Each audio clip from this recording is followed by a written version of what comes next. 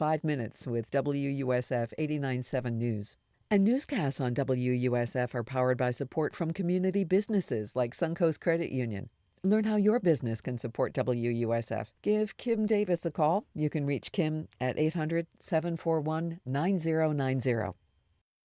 Support for WUSF and its hurricane coverage comes from EnduraFlood, made to protect Florida homes from drywall damage caused by flooding from hurricanes.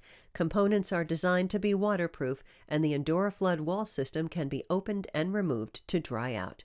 Details are at enduraflood.com. Vice President J.D. Vance said he's optimistic a ceasefire in Gaza will hold. But is that optimism shared by people here in Florida? I'm Matthew Petty, and coming up on Florida Matters Live and Local, we'll talk with a doctor who volunteered in Gaza on a medical mission about what he saw and his hopes for the future. We'll also talk about the latest in the investigation into Hope Florida, the charity connected to First Lady Casey DeSantis, and should taxpayer money pay to campaign against constitutional amendments. We meet a reporter who says records show Florida's governor spent millions of dollars to defeat votes on abortion rights and recreational marijuana. Call and let's talk. The number is 813-755-6562. That's 813-755-6562. Ahead this hour, you'll also hear about a new TV series featuring Tampa International Airport's lost and found office and the trove of objects travelers leave behind. That's coming up after these headlines. Live from NPR News, I'm Lakshmi Singh. Wide-ranging illegal gambling and sports betting investigations linked to major organized crime families are resulting in charges against dozens of people, including some of the most prominent figures in the NBA.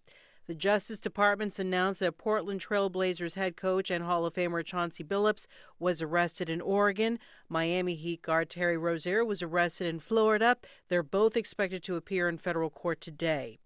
As FBI Director Kash Patel describes it, the extent of wire fraud and money laundering offenses is staggering. The fraud is mind-boggling. It's not hundreds of dollars. It's not thousands of dollars. It's not tens of thousands of dollars. It's not even millions of dollars. We're talking about tens of millions of dollars in fraud and theft and robbery across a multi-year investigation. Former NBA player Damon Jones was also arrested. Federal authorities say the NBA has cooperated with the investigations. European Union leaders are in Brussels today to discuss Ukraine. They are heartened by President Trump's decision to sanction 2 Russian oil companies.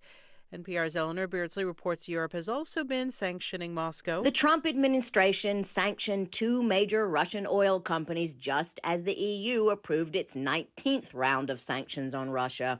Manfred Weber is head of the largest party in the European Parliament. He had a message for the continent's right-wing politicians who still think greater efforts should be made to negotiate with the Russian president. Even Trump tried it now to please and to invite Putin to come to the negotiation table.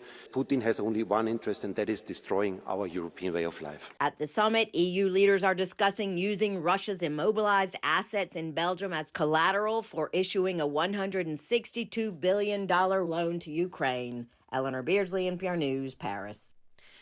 The public's now learning that the entire East Wing of the White House is coming down. NPR's Tamara Keith reports this is an expansion of the scope of President Trump's White House ballroom project. The East Wing was built during World War II and has been modified over the years. Until recently, it housed the offices of the First Lady's staff.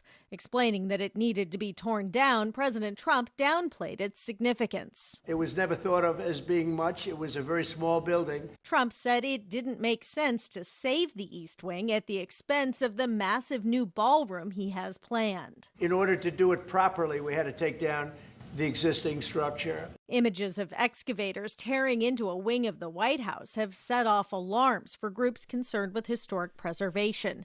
The White House says preservation work was done and calls the controversy, quote, pearl clutching. Tamara Keith, NPR News. It's NPR. Support for NPR comes from NPR stations. Other contributors include Progressive, with small business insurance for protecting a variety of business types with multiple coverage options, designed to fit business owners' needs. More about small business insurance is at progressivecommercial.com. You're listening to WUSF 89.7. I'm Craig Kopp. Sarasota has a plan to save an elementary school in the historically black neighborhood of Newtown. As WUSF's Carrie Sheridan reports, the idea is to build a new center where kids can learn business and money skills. Emma E. Booker Elementary is using less than half of its available space. That makes it a target for an outside charter school to come in and start its own operation there. Booker Elementary was one of 3 schools in Sarasota that received notice letters from Matter Academy. It's a Miami-based charter chain that wants to grow its presence inside public schools. Speaking at a community meeting on Tuesday, Superintendent Terry Connor laid out his plans to fight that. We want to be in the driver's seat through this process.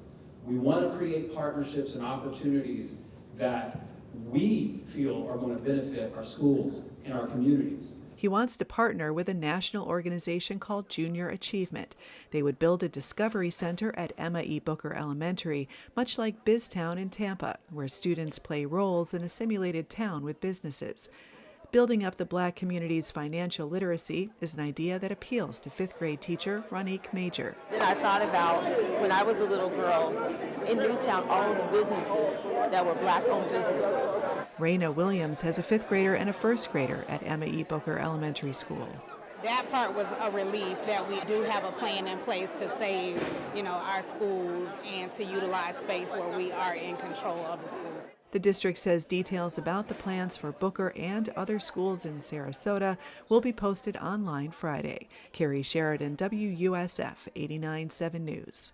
Former St. Petersburg Mayor David Fisher has died at the age of 92. He was mayor of St. Petersburg from 1991 to 2001. Yep, that's the longest term of any St. Pete mayor. Fisher also served on the city council from 1975 through 1979. I'm Craig Kopp, WUSF 89.7 News. Have you ever been so wrapped up in an interview on WUSF that you were late for a meeting because you couldn't stop listening? Stay connected to the ideas that grip you. Download the WUSF app, your spot for local, wherever you are. WUSF thanks Community Foundation Tampa Bay for a generous grant supporting our Edward R. Murrow Award for Overall Excellence in Large Market Radio. Your investment in public media helps us serve our community. Thank you for believing in WUSF. This is Florida Matters Live and Local. I'm Matthew Petty. We are broadcasting from the Doctors Lorraine Rubis and Neil Frankel studio at WSF in Tampa. Well, Vice President J.D. Vance is in Israel this week. It's part of an American contingent working to keep the nearly 2-week-old truce in Gaza on track. More than 40 Palestinians and 2 Israelis have been killed in fighting since the ceasefire. Still, Vance said he is hopeful the ceasefire is going to hold. Look, right now, I feel very optimistic. Can I say with 100% certainty that it's going to work? No. But you don't do difficult things by only doing what's 100% certain. You do difficult things by trying, and that's what the President of the United States has asked us to do. So how is that ceasefire resonating here in Florida? Last week, we talked with a member of the Tampa Bay region's Jewish community.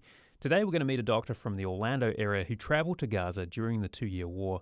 Dr. Dia Daoud is an emergency physician. Dr. Daoud, thank you so much for stopping by. Okay, thank you. Thanks, Matt. So just tell us first, if you could, about your connection to Gaza. You've got some family over there? So, yeah, I have my mom side of the family, my father's side of the family, uncles, aunts over there. I would say close to maybe 500 people to 1,000. Mm-hmm. And wow. They have been, inflicted by this problem, which is a genocide that is happening in Gaza. Displaced from their homes, and then right now they're literally living in tents, and sand is their ground, and just sitting and sleeping on the sand. So you were over there in 2024. You went on a medical aid mission. What made you want to go? So part of me being a Palestinian, I'm human, Matthew. And looking at all of this happening in front of our eyes, the genocide over there in Gaza. There's no question about it that it's a genocide happening. Well, I think some people are pushing back on that. We should note that. That is true. So a lot of people are pushing that, but if you look at all of the human rights organizations, Beit Salem, which is actually from Israel, they already called it a genocide, and all of the genocide scholars who are actually Israelis, they called it a genocide. But if you look at the number of people over there, 70,000 people that we know of that are dead over there, and in addition to 250,000, in total between dead and injured, in addition to lack of medications, lack of facilities, lack of bombardment of the hospitals. Right now, 95% of the hospitals are unoperable. So all of that, just made me think that, what makes our life here in the United States better than the lives and people in Gaza. A friend of mine asked me that question, why did you go? You have family, you have a life over here. What are you going for? And then I said, what makes our lives better than them, and what makes our children more important than their kids? What was that discussion like with your family here? I mean, were they worried about you going over there? Oh, definitely. So, and 2 times, the first time, I just, spoke to my wife. I said, listen, I have to go. This is something as a human being, I cannot stand seeing this anymore. I have to go help, and at the same time, I'm a physician. So I am morally and ethically responsible for going over there and help as much as possible. Yeah. And what did you see in 2024? So you spent like a week or 2 there? Yeah. So my wife said that, shame on you if you don't go. And then I sure will. And I went there. And then I was honestly really worried that I wouldn't be able to perform as much as I can over there, because the need is overwhelming. And sure enough, the first steps I put in the hospital, which was the European hospital, and that was in March 2024.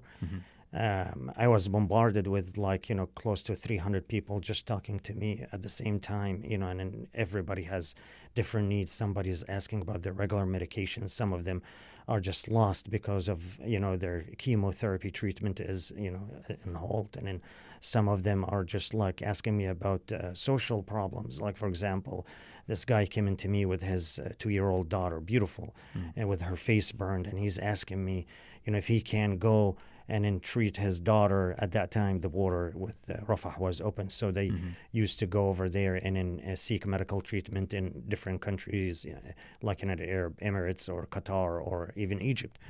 And then he's asking me if I can go instead of my wife, who's pregnant and she's breastfeeding another baby. Right. And then the only one whose name was on that transfer was his wife.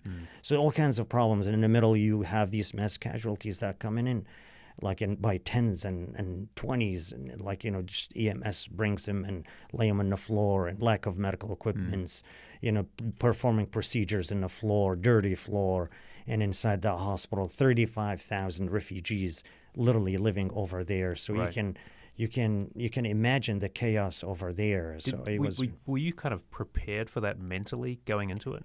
Not at all. Not at all. I was honestly in quite a shock when I first. You're an emergency physician here. In the Orlando area. I'm sure you've seen a lot of terrible things in your day-to-day in Florida, but it must have been like a step up from that. 1,000%. There's nobody is ready to see what's happening in Gaza. If I have to really perhaps make it close to the audience as possible, consider it a true apocalypse. People living in tents, as you look at the horizon, it's just all you see are tents everywhere. Inside the hospital, you look at, patients screaming, and the screams you cannot forget, Matthew. It's extremely disturbing. No medications to anesthetize them. There's nothing really to help them. There are no beds to put them on. Intubations on the floor, usually somebody like a child that I would treat here in the United States who have similar injuries. Right. You'll have the entire hospital coming in to help out over there.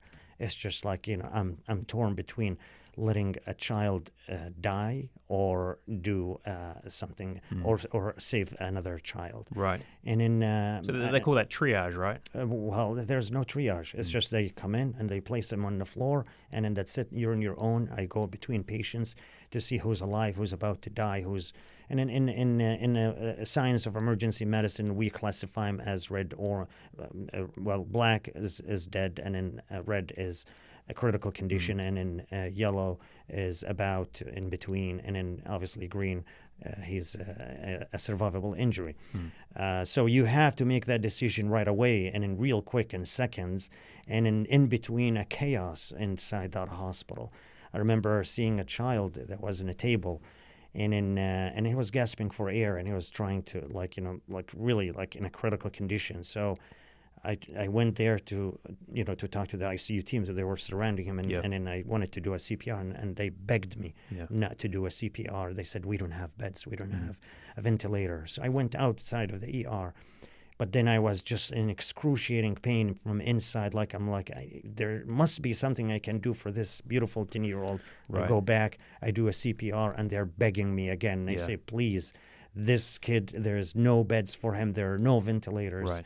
And then he's gonna die anyway. So please let him go. So this is the kind of situations that you see in Gaza, and you probably heard them from different doctors. Certainly, yeah. So very intense situation. Nonetheless, you decided to go back. And my colleague Nancy Guan interviewed you. You can see that interview or hear it on WSF.org. But I just wanted to kind of skip ahead a little bit because you got the news of the ceasefire while you were being detained by Israeli forces. When you hear President Vance say, I'm optimistic that this is going to hold, what do you think? Well, I'm going to be honest with you, Matthew. We have to do something about this. We definitely want to do something. I should say Vice President Vance, not President Vance. So I am very hopeful, and I appreciate that finally the United States is doing something about this, and instead of us, number one, assisting in a genocide by sending weapons and all of that and breaking the Leahy Law, and at the same time, sometimes just watching this genocide happening without even doing anything. So, our role, and then sometimes vetoing all UN resolutions, and that by itself is a big problem for the United States. We have to side on the right side of history. And in history will basically judge us whether we like it or not, whether that we actually did not do anything about this. So, yes, I am very hopeful. And I also appreciate what, President Trump has been sending right now. Today, Marco Rubio is in Israel. And then before that, yes, J.D. Vance and then Witkoff and then Kushner were both there. So you think it helps? Definitely it helps, because we have to hold people accountable for this kind of ceasefire. It's a process. So, saying that we have a ceasefire is nothing. We saw what happened literally the day after the announcement of the ceasefire. 47 Palestinians were dead. Right. And in an airstrike. And I should point out too that the Israelis, a couple of them have died as well, and there's accusations flying back and forth. But nonetheless, the ceasefire seems fairly fragile. Correct. And in many ceasefire violations, the Palestinians are saying about close to 49 violations happened by the Israelis, and then the Israelis are saying violations have happened by the Hamas group, and all of that. So there's back and forth. We are sort of running close on time here, but I mean, I get the sense that, as you say, you're optimistic. Very optimistic. Yes. Do you want to go back? Are you planning to go back? 1,000%. Because we have. It's a process, and we have to do something about this.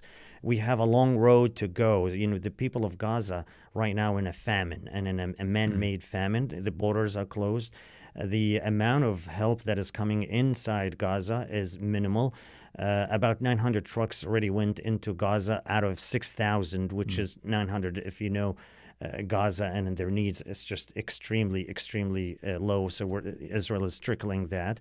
So all of the borders are closed from all sides, including Rafah crossing, which is a major crossing for aid to enter Gaza. So I'm very hopeful, but we need to push this process forward, and as quickly as possible. The United Nations have been urging that. And you're hoping to go back. We are going to have to leave it there, but I do appreciate you stopping by to share your experiences. Dr. Dia Daoud, emergency physician. We've been talking about his visits to Gaza to do medical aid work. Thank you so much. Okay, thank you. Thank you, Matthew. Well, coming up, have you ever waited for your luggage at a baggage claim and it doesn't show up? Well, you might relate to a new Nat Geo TV series. It's about all the objects, baubles and whatchamacallits that end up in an airport lost and found, from children's toys to diamonds. Tampa International Airport is featured in the series, and we'll talk about it next on Florida Matters Live and Local. Stay tuned.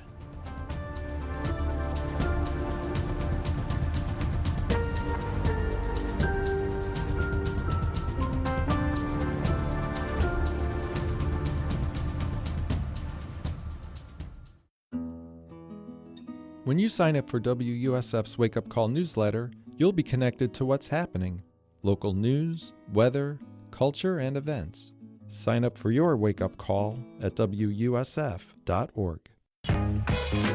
I'm Peter O'Dowd. A popular video game series grew out of Chicago's Second City comedy scene. Improv is based on the group and the group mind. So our games want to support that idea of us setting you up so that you can hit that punchline. Cracking jokes with Jackbox Games. Next time on Here and Now.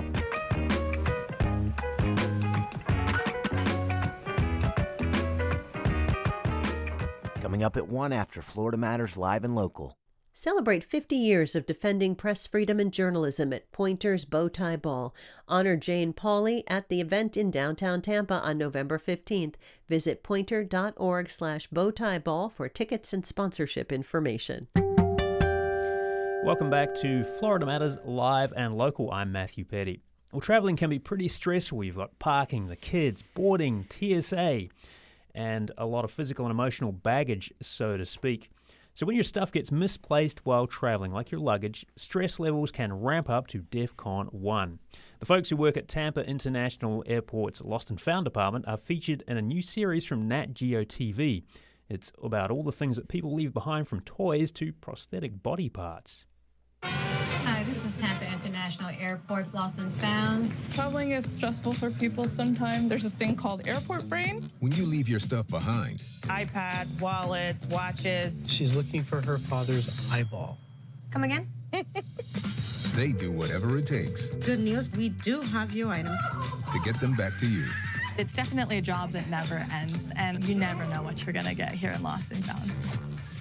Well, that's the trailer from the TV show Inside Airport Lost and Found, and with us to talk more about it is Tampa International Airport Communications Manager Bo Zimmer. Bo, thank you for stopping by. Absolutely. Happy to be here. All right, so this show reveals a lot of everyday items that are lost, like stuffed toys, watches. What's the wildest thing you've ever heard that's turned up? Oh, my goodness. Yeah, I mean, just in going down there from time to time, there are just a whole plethora of items, things that you just can't imagine someone accidentally leaving behind. Among them, think of those giant big screen TVs that you buy from Best Buy. We had one of those in the box that just somehow ended up getting left at the curb. Oh, yeah.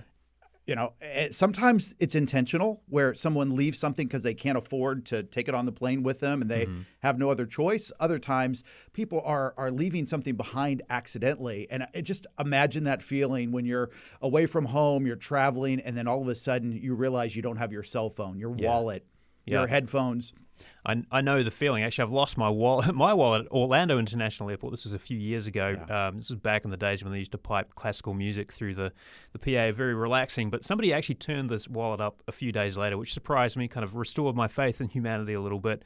Minus the $20 or $30 I had in there, but everything else was in there, so that was good. But and I think what they did was they posted it in a U.S. Post Office box. But how do people turn things into the Lost and Found at Tampa International Airport? Stuff comes in from every different part of the airport, and so sometimes it's a passenger and they'll turn it in at TSA, or someone will leave something at the TSA security checkpoint in one of the bins. All of that ends up at the airport Lost and Found. Other times, someone might be on the Sky Connect train. They see a little teddy bear there. They'll turn that into the information desk. That'll end up down at Lost and Found.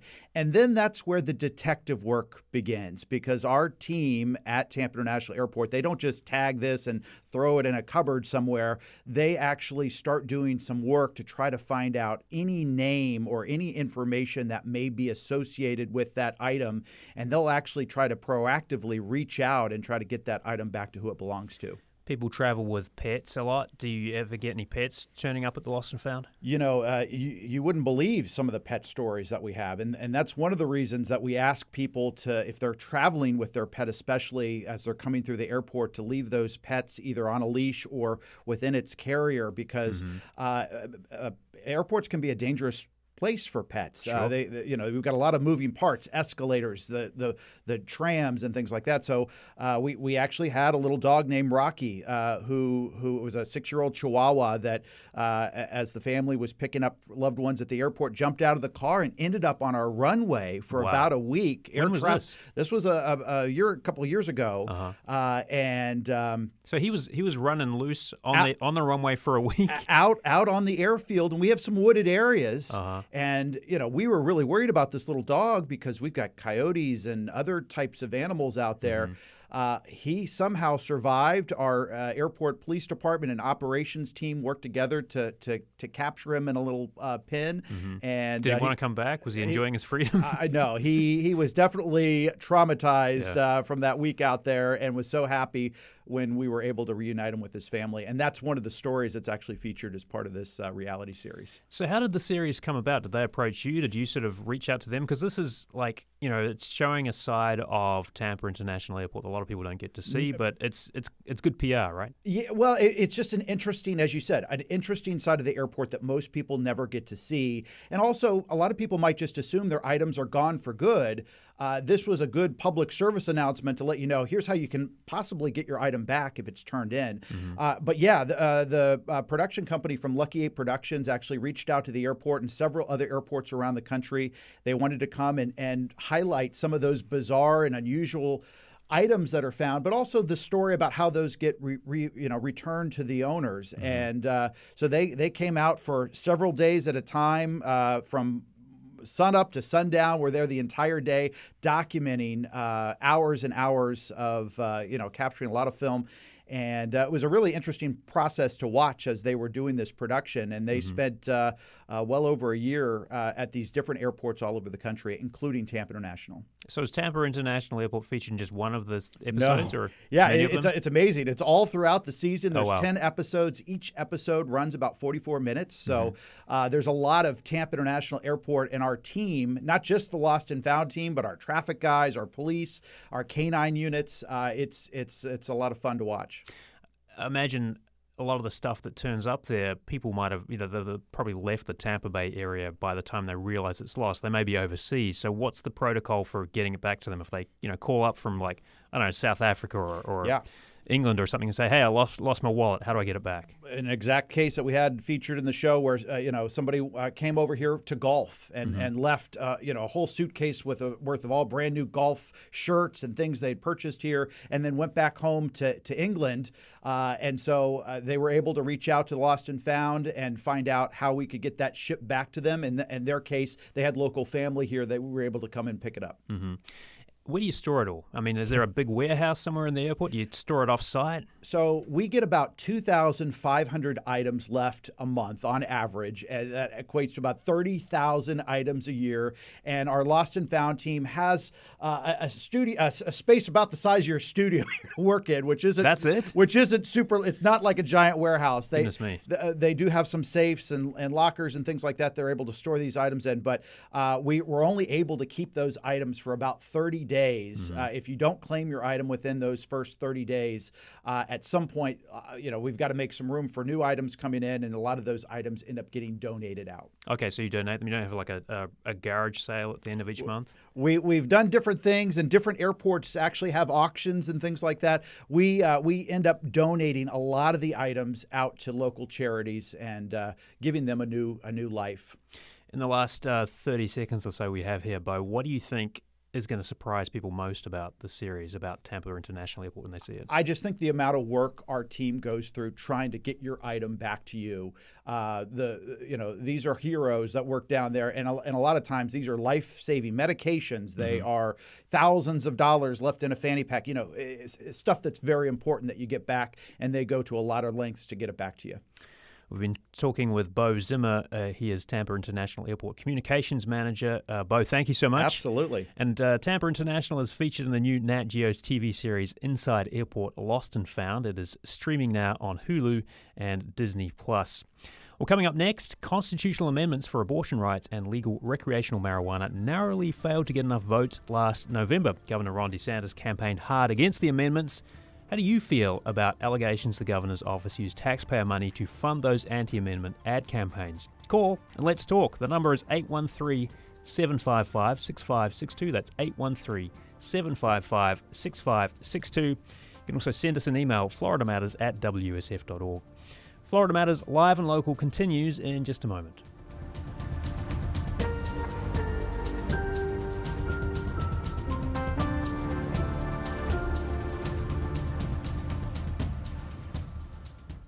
On the next Fresh Air, filmmaker Guillermo del Toro talks about his new reimagining of Frankenstein.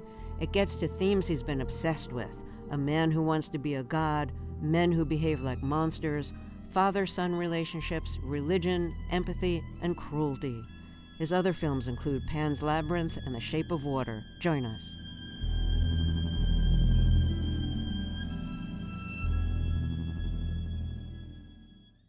Fresh Air can now be heard weeknights, Monday through Thursday at 7 o'clock. WUSF depends on contributions from people like you. And Tampa Bay Solar, harnessing Florida sunshine to provide clean, reliable energy for homeowners and businesses in Tampa Bay and beyond. Learn more about sustainable energy solutions and Tampa Bay Solar projects at tampabaysolar.com. Welcome back to Florida Matters, live and local. I'm Matthew Petty. Well, first, before we move on to our next segment, a note about the show next week. Tuesday, we'll be talking about the cost of auto insurance. We want to hear from you. Florida has among the highest car insurance rates in the country, I should say. Some companies say they offer incentives to lower premiums, but still, auto insurance prices keep going up. Have you seen a drop or a spike in your auto insurance premiums? Or are you dropping car insurance altogether, like 20% of Florida drivers? Want to hear about your experience? Have you got any ideas to curb these rising costs? Leave a voicemail. The number is 813-755-6562. That's 813-755-6562. You can send us an email, FloridaMatters@WUSF.org, and then join the show on Tuesday at 12 noon. Now, where do you stand on recreational marijuana? And what about abortion access? Proponents of liberalizing both tried and failed to get enough votes last year for constitutional amendments. Neither amendment got the 60% of votes needed to pass, and Governor Ron DeSantis waged a campaign to block both amendments. Critics accused DeSantis of spending millions of dollars of taxpayer money to oppose the amendments, using money from a charity connected to his wife. Hope Florida is under investigation by a Leon County grand jury over $10 million from a Medicaid settlement that ended up with a political committee campaigning against the amendments. Earlier this year, Attorney General James Uthmire dismissed the claim that using the money for political campaigning was inappropriate. I was not involved in the settlement negotiations related to the Hope Florida contribution. And looking at it, everything looks legal. Miami Herald investigative reporter, Alexandra Glorioso recently spoke with WSF's Douglas Soul. She sums up the latest on that grand jury investigation. They can issue criminal indictments at the end of their probes. And that's the big question. Are they going to issue some kind of criminal indictment? And if so, for whom? And you can hear the rest of Douglas's conversation with Alexandra Glorioso tomorrow on WUSF. Well, now there's news that the $10 million connected to Hope Florida may not be the only money the governor spent. Joining us is investigative reporter Jason Garcia. He's author of the Substack Seeking Rents. Jason, thank you so much for being with us. Appreciate it. Yeah, thanks for having me, Matthew. Well, Garcia's been looking into the money spent on opposing those two constitutional amendments. He says public records show the possibility the state spent more than $35 million of taxpayer money fighting amendments that more than 50% of Floridians actually supported. We want to hear from you too as well. If you supported either of those amendments, how do you feel about taxpayer money being used to fund ads against them? Or do you think it was justified? Give us a call. We're at 813-755-6562. That's 813-755-6562. You can email us. We're at FloridaMatters@WUSF.org.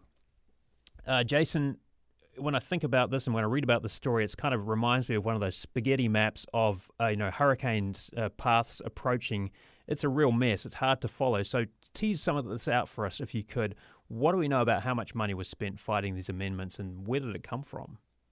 Yeah. And so the way to sort of get in your mind thinking about all the different places it came from is during those campaigns, your people watching this or listening to this might remember that the state of Florida just blanketed the state's airwaves with what they claimed were public service announcements, but were really just sort of thinly disguised campaign commercials attacking Amendment 3, the ballot measure that would have legalized recreational marijuana, and attacking Amendment 4, the ballot measure that would have overturned the state's near total ban on abortion. And so 5 state agencies paid for PSAs. And so after the election, we made public records request of all 5 of these agencies. and payments, looking for things like emails and invoices and payments through the various contractors that we either knew or suspected they had used on those. We are nearly a year later, and the DeSantis administration is still withholding many of those records.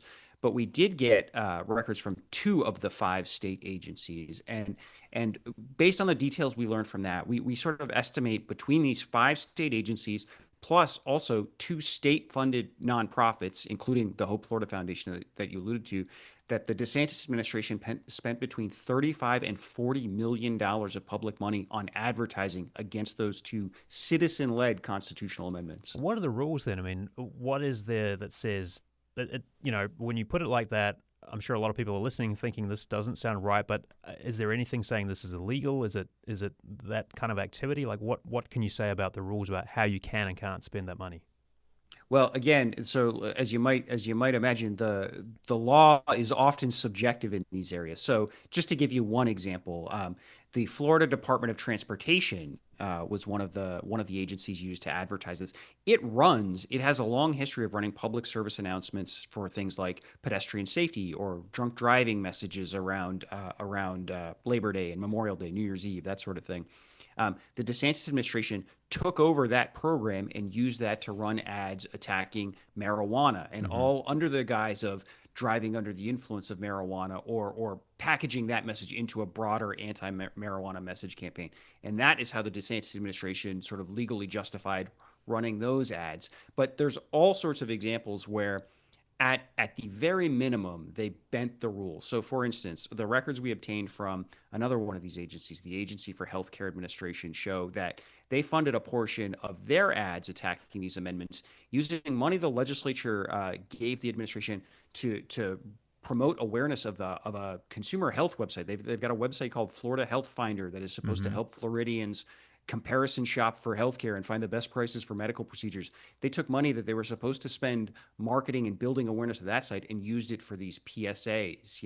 Again, whether or not that's illegal, ultimately it requires a judge to make a definitive ruling on that, but it's certainly bending sort of the intent of this money at a minimum. I mean, I imagine it's not the first time there's been a political campaign against an amendment. Is there a comparison to this? Have you seen a sitting governor or other elected officials waging a campaign against some kind of amendment? And if so, how would they have funded that? Yeah, I've been covering Florida politics for 25 years now, and this is unprecedented. We have never seen a governor in Florida use public resources to wage what was effectively a political campaign. And it's important you note that there have been plenty of ballot measures that governors in the past have opposed. Sure. Governor DeSantis opposed the minimum wage amendment in 2020, just for example. But we've never seen a governor use public resources to wage one of these campaigns. And this is where you really start to see some of the problems with this. So these PSAs were actually just one of 2 fronts in the ad war against Amendments 3 and 4.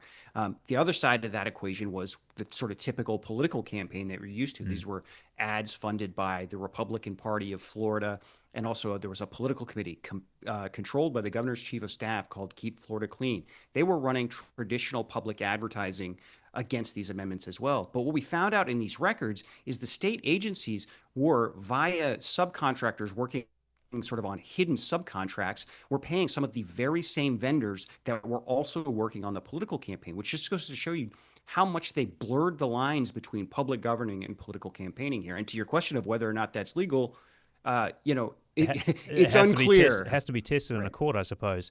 We're talking with investigative reporter Jason Garcia about the use of public funds to campaign against constitutional amendments last year, constitutional amendments that would have enshrined abortion access in the state constitution and also legalized recreational marijuana for adults 21 and over. Those amendments were narrowly defeated at the ballot box. How do you feel about state taxpayer money being used to fund ad campaigns against those? Let us know. We're at 813-755-6562. That's 813-755-6562.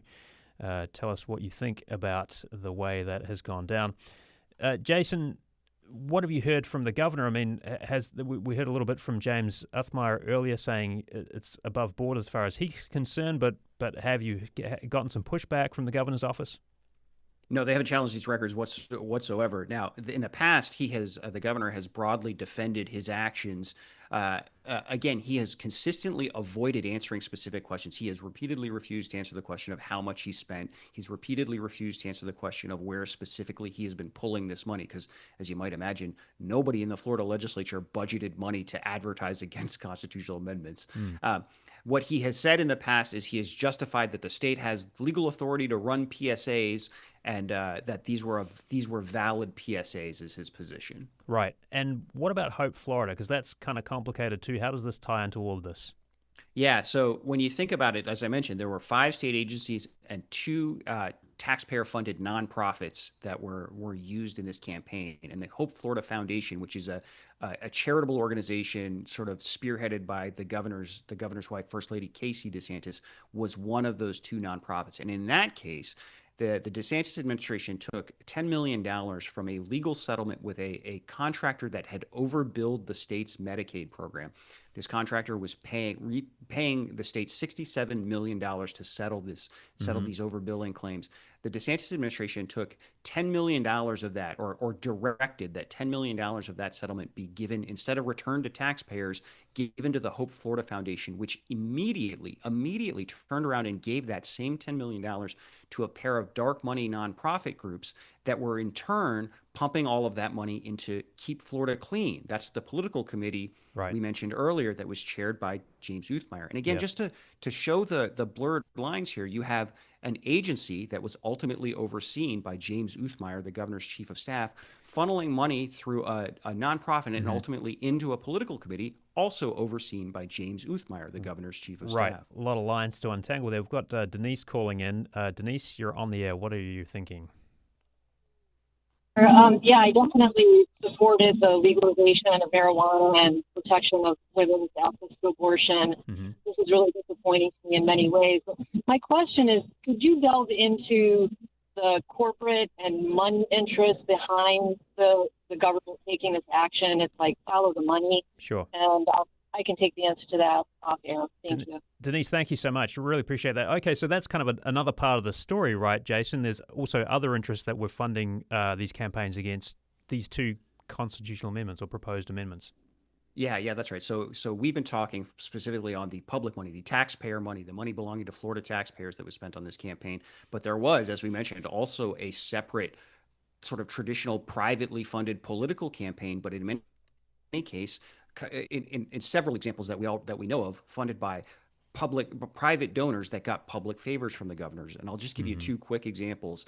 There was a coalition of hemp industry executives and lobbyists who agreed to donate millions of dollars to this anti-amendment campaign after the governor vetoed a bill that the hemp industry opposed. It would have imposed strict regulations on the hemp industry. Another example, Philip Morris International, the big tobacco giant, gave $500,000 to the governor as he was waging these anti-amendment campaigns. A few months later, the DeSantis administration gave Philip Morris a lucrative tax break. Yeah, so there's a lot of different strands to this. What are you watching for in this grand jury investigation? Because that's kind of, obviously it's behind closed doors at the moment, so we don't know what exactly is going on there, but a lot of speculation. What are you kind of paying attention to?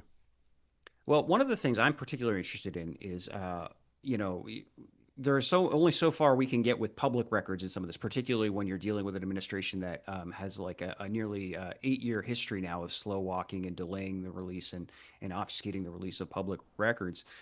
You're now dealing with people that have subpoena power. So I will be interested to see what sort of records investigators have pulled out.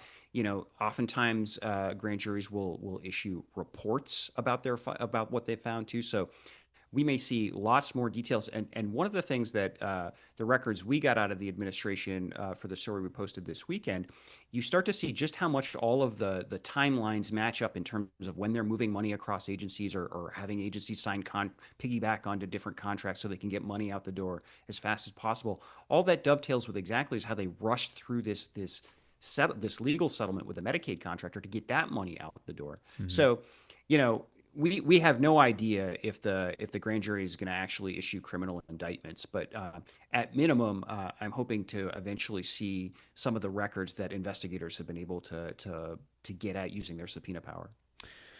Lots to pay attention to here. And when does that wrap up real quick? Do you know, the grand jury investigation? I do not know. So grand juries are sort of like, the proceedings are notoriously secretive. The lead state attorney told, I believe it was the Orlando Sentinel where I read this, that he wasn't expecting any sort of movement from the grand jury anytime soon. Right. These things can take weeks or even months before an indictment comes, if an indictment comes at all. Jason Garcia, investigative reporter. You can read his reporting on DeSantis' office spending on the campaign against the constitutional amendments on abortion and marijuana on a Substack, Seeking Rents. Jason, thank you so much for your insights. Really appreciate it. Yeah, thanks for having me. Well, coming up next, public libraries are about more than books these days. They're also a place to learn new skills like sewing or 3D printing. You're going to meet two people from Tampa Bay's network of public libraries and learn what you can get from libraries and what you can do there besides check out a book. That's when Florida Matters Live and Local continues. Stay with us.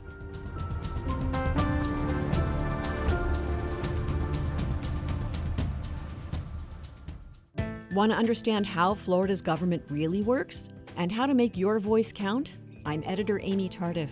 Your Florida offers explainers, legislative reporting, and community engagement that puts you at the center of the story. And we cover the latest in the legislative session. Visit WUSF.org/YourFlorida. Make the most of your mornings. Get a quick update on what's going on before the day gets away from you. WUSF's Wake Up Call delivers local stories, world news, weather, events, and a friendly greeting every weekday. Sign up at WUSF.org. I'm Tiziana Deering. Podcasting has moved away from telling stories and toward talk shows that you can also watch on YouTube. The entire spirit of the business and the industry seems to have shifted towards the video stuff. Some podcasts out there to listen to and even watch, from Amy Poehler, Heavyweight, and others. Next time on Here and Now.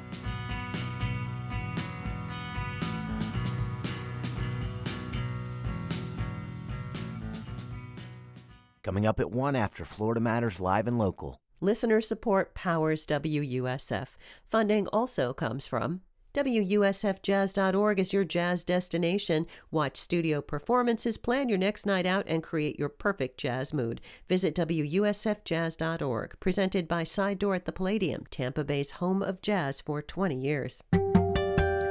Welcome back to Florida Matters Live and Local. I'm Matthew Petty. Well, if you're a member of your local public library, you know they're great places to broaden your knowledge of the world. You can check out books, they'll even deliver them to your house. But libraries are so much more than that. They're good places to go chill out, literally enjoy some air conditioning and browse the internet, charge up a phone perhaps, and they offer classes in everything from yoga to actual bookmaking. Pasco County Public Libraries has memory kits that you can check out. They're designed to help jog the memories of patients with Alzheimer's disease and other forms of dementia. And you can check out Daylina Miller's reporting on those memory kits over at WUSF.org. Well, to learn more about what two library systems right here in Tampa Bay offer, we are joined by Jamie Naylor, Digital Services Supervisor for Sarasota County Libraries and Historical Resources. Thank you so much, Jamie. I'm happy to be here. And we're also joined by Nicole Alger, Branch Manager at the North Tampa Branch Library with the Hillsborough County Public Library Cooperative. Nicole, thank you as well. Thank you for having me. I'm excited to be here. Well, Jamie, I want to start with you. How important is the digital side of what the library does? And is it hard to keep up with changing technology? Digital is definitely important in libraries. What we offer here with Sarasota County Libraries is in-library computers, print, scan, fax, and we also have a variety of online resources that people can access in the library or from home with their library card, including Cloud Library, Hoopla, Press Reader, and that ranges from ebooks, audiobooks, to music, TV shows, and news and magazines. So it could be potentially challenging, but we're here to help. Are you finding more people are using the digital resource side of the library these days than actually going and checking out a book or having it brought to them? You know, honestly, we track those separately, and we have patrons who prefer print. There are patrons who prefer digital, and there are some who are happy with either, depending on what they're doing at that time. Mm-hmm. What are some of the things you can do through the library that might surprise people who haven't kind of been to their local library branch lately? Some of the things that we have here in Sarasota include our creation stations. We do have maker spaces that we call creation stations. People can attend programs, including arts and crafts. We recently had a soap making workshop, and people can also request an appointment to use some of our equipment in the creation stations. We also have unique things that you can check out, like mobile hotspots, our Echo Explorer kits. We have a new one coming up that we're announcing soon, and our book club kits. What's an Echo Explorer kit? I'm glad you asked. So the Echo Explorer kits, we have a few in our system, and those are a backpack of materials that include books, a resource guide. We have a home energy audit kit. The one that is, last year we introduced the Insect Explorer kit, which is great for families. And then the one that's coming up is the Wings in the Wild backpack kit, and that one is featured on our library calendar. We're doing a launch. Wings in the Wild. So I'm assuming it's something to do with bird watching. Yes, very excited about this one. It includes binoculars and a Florida birds guide. So we have a lot of bird watchers in that one. We were very excited to put together. Yeah, bird watching is pretty hot right now. Nicole, what about the Hillsborough County Library Network? What can you check out besides books? We have all kinds of things. One of the really cool things that we have are GoPros. So if you want to go out and video your own adventure and see what that looks like, attach it to your dog, whatever, so long as it comes back in good condition, we have them for reserve through our catalog online, and we've got a couple different varieties depending on where you pick it up. We have ukulele kits. Right. So if you want to learn to play the ukulele, you can check out a ukulele. It comes with a little tuner, it comes with a book, and gives you that opportunity to start learning. We also occasionally will have ukulele classes too, so you could jump in on those as well and really get started. We have a lot of digital resources, especially ebooks, audiobooks, newspapers online, including like the New York Times, the Wall Street Journal, the Tampa Bay Business Journal, all available for people to check out and use online. How do you decide what else to offer besides books? Because that's a pretty broad spectrum. Like, where did the idea for ukulele checkout come from? To be honest, I don't know. We, at least for ukulele, but ideas come from all over the place. We watch and see what other libraries do. We look to see what's popular out in the world right now and see, is this something that might work for the library world? Sometimes the suggestions even just come from our customers or from our staff. Yeah. And what are your most popular courses or services that you offer? Oh, well, we have a lot of very popular ones. Right now, we've got a series going on that is for computer and technology learning, and we're offering classes in both English and Spanish. That's very popular. We've got a lot of makerspace type events, like we teach people to sew. At all different age levels. We even provide sewing machines in these classes for people to learn how to thread the needle and get the sewing machine up and going. Crochet classes. We have a conversation corner, which is in partnership with the Hillsborough Literacy Council, where we invite people to come in and practice speaking English together. Oh, wow. Can you rent a sewing machine? If I wanted to go rent one, could I do that? Not at the moment. Okay. But that could be maybe in the future. We're always looking for great ideas, so it's entirely possible at some point. That is kind of a large, heavy piece of equipment, though. It's a be. little more bulky than a GoPro. I mean, the physical buildings that libraries occupy and the books they offer are still important, but the role of libraries has changed a lot. So, Jamie, how has that kind of changed the way libraries look, like the kind of physical space itself? Yeah, we do have a lot of each building, like you said, is very unique, and it is very interesting to visit all of the libraries. For example, at our Selby Library in downtown Sarasota, the entryway into the children's room is actually an aquarium, and there's a display nearby where patrons can look into the case. And it's great for the kids, and they're able to do like an I Spy activity guide. How many pandas can you see in this exhibit? And then we also have like a musical garden at Jack Randa, help them explore the outdoor space as well. So So a lot of things, we have a lot of community areas, definitely the programs that we have in the libraries, a lot of browsing space, sitting space for people who might want to study or work or just sit in a community area. But we have a lot of spaces that are just great for patrons to explore. Yeah, I mean, public spaces, I mean, especially here in Florida, we get so hot during the summer months. Public spaces maybe aren't that common anymore. So how important are libraries, do you think, as just a place for people to kind of come and decompress? Absolutely. It's definitely important. And we do have a variety of events on our calendar as well, to where people can just come and sit and have conversations. And like at our Jacaranda library, there is like a coffee and book club where people can come in and sit. So those things are already built into our programming and calendar. But we have people who will just come in and read a magazine. And it is a generally quiet place, but it is a public space. So we do invite people to have conversations there as well. That's an interesting idea, I think, because, you know, this notion historically of libraries as being a place where you just go and read and the librarian is kind of hovering saying, shh, you know, no talking. That's changed a bit, right? I mean, libraries are a lot more lively than maybe they were 10, 15, 20 years ago. Absolutely. We definitely welcome people in. We welcome collaborative work. We try to set up even spaces that are welcoming to collaborative work, with big tabletops for multiple people, places to plug in, work together. We do still have some quiet spaces within the library, but in general, it's not expected that the library is totally quiet anymore because people really come to use it for a lot of different reasons. We offer study rooms and meeting spaces as well for the people who really need to be able to talk quite a bit and make a little bit more noise. What are some of your most popular courses that people are signing up for?